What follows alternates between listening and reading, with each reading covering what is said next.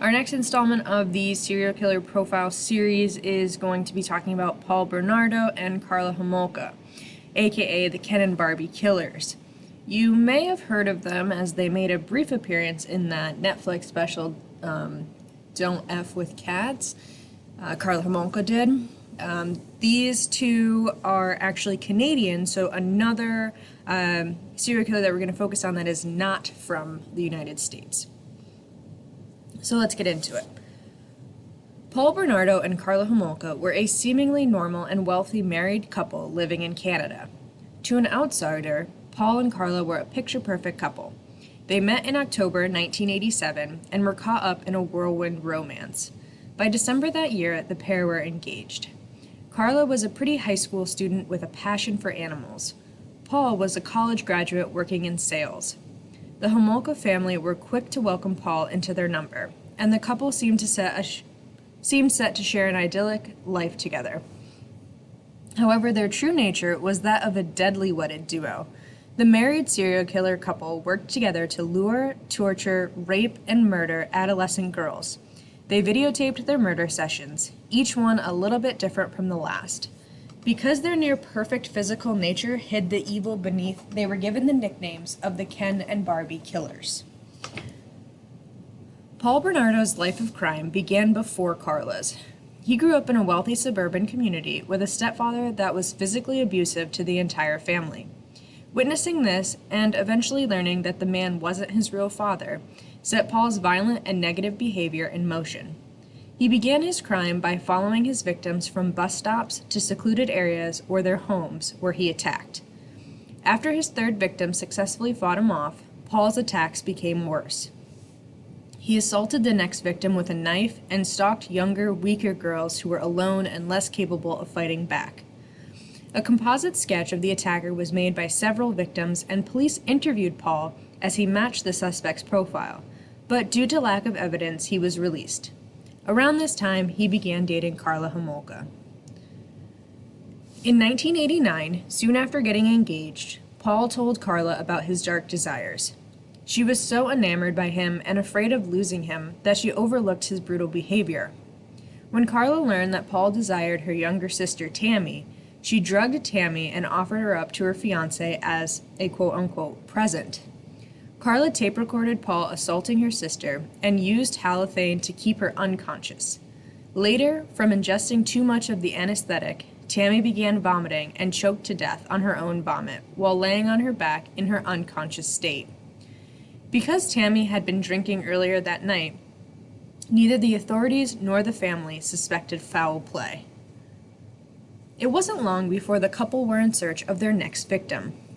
Paul abducted 14-year-old Leslie Mahaffey and brought her to Karla. They videotaped themselves torturing her. During the attack, Leslie's blindfold slipped. Fearing she could identify them, Karla gave her a lethal dose of halcyon, and Paul strangled her. Leslie was a frequent runaway, but when she failed to attend the funeral of a friend the next day, her family began to panic. Leslie's body was discovered encased in concrete on June 29, 1991. The same day, Bernardo and Homolka married. Karla lured the next victim, Kristen French, by pretending to ask for directions. This time, they planned on killing her from the outset and did not bother with a blindfold. They were evolving and trekking down a path towards perfecting their murderous methods. However, the couple made mistakes in what would become their final murder.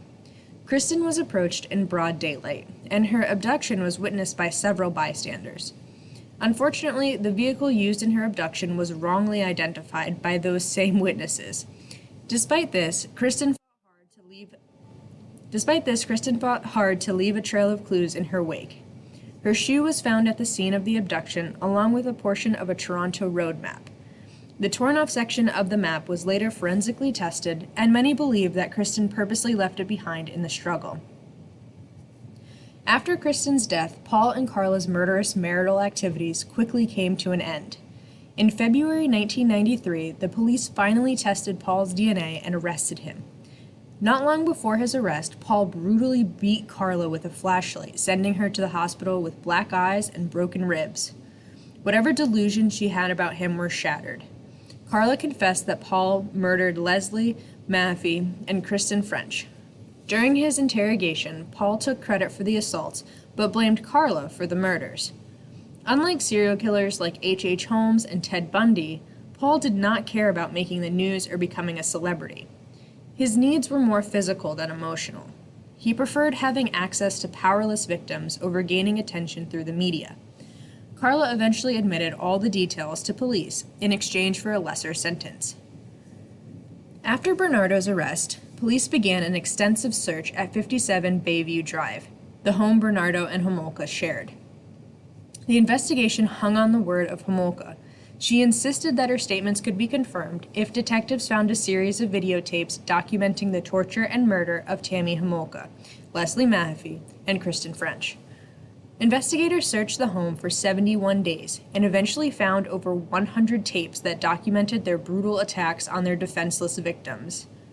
At this time, medical examiners returned to the initial autopsy of Tammy Homolka, which had concluded that she had died of natural causes. The significant burn across her cheek was identified as a chemical burn, as no facial hair had been singed. It was concluded that the burn was a result of gastric juices due to vomiting. Tammy's body was exhumed. A second autopsy concluded that this was not the case. It also found that smothering could not be ruled out as a cause of death.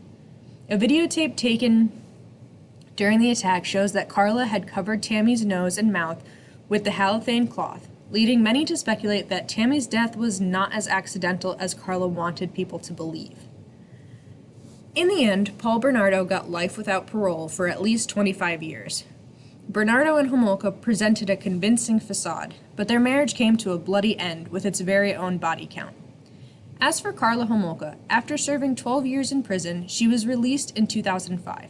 She went off the radar until 2007, when a journalist traced her to a small apartment building in Guadalupe. She was living with her husband and 3 children under the name Leanne Bordelais. To this day, only Paul and Karla truly know the extent of ownership each had during their murderous spree.